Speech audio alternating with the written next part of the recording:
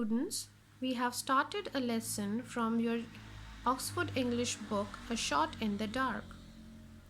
Previously, I read for you the paragraph on page number 6.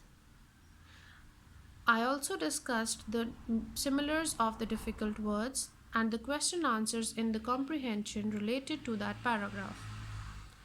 Today I am going to read page number 7 for you. I would like you to have your books with you so you can follow what is being read.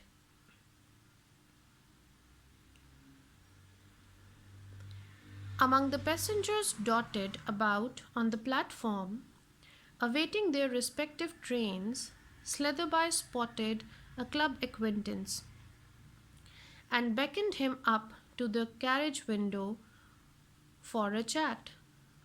"Oh, you're staying with Mrs. Solpen Jago for the weekend, are you? I expect you'll have a good time. She has the reputation of being an excellent hostess. She'll be useful to you too. If that parliamentary project, hello, you're off. Goodbye." Sletherby waved goodbye to his friend, pulled up the window, and turned his attention to the magazine lying on his lap. He had scarcely glanced at a couple of pages, however, when a smothered curse caused him to glance hastily at the only other occupant of the carriage. His travelling companion was a young man of about 22, with dark hair, fresh complexion, and the blend of smartness and disarray that is typical of a rambler. He was searching furiously and ineffectually for some elusive or non-existent object.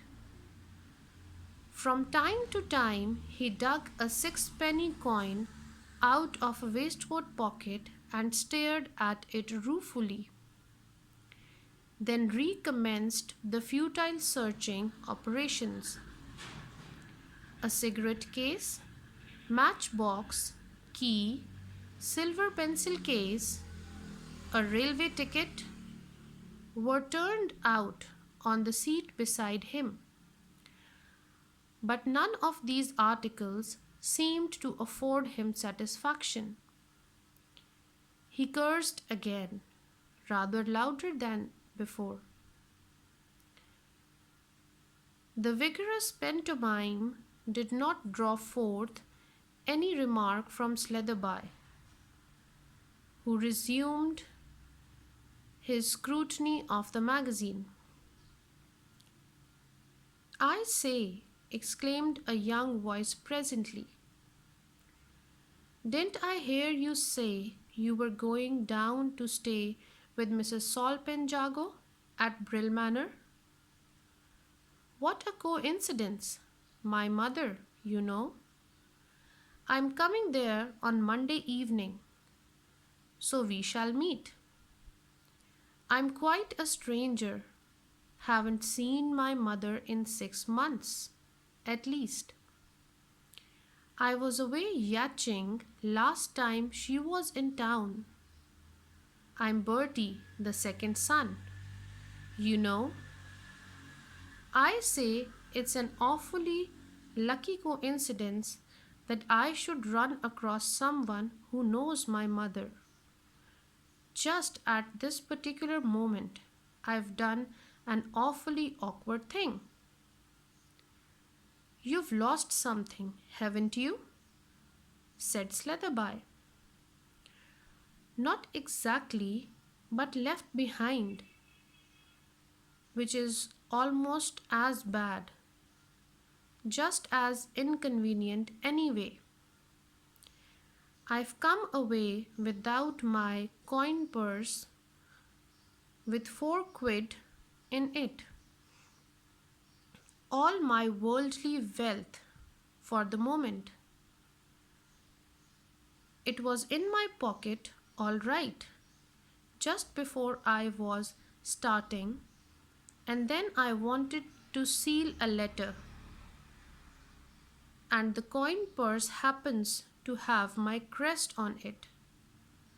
So I wiped it out to stamp the seal with, and like an idiot, I must have left it on the table. I should have put it back.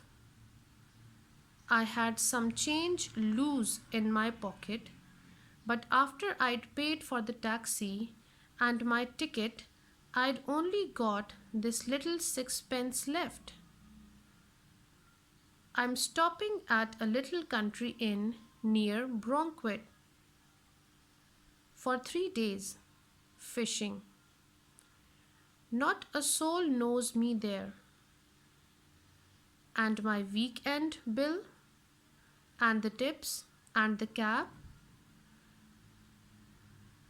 and from the station, and my ticket to Brill.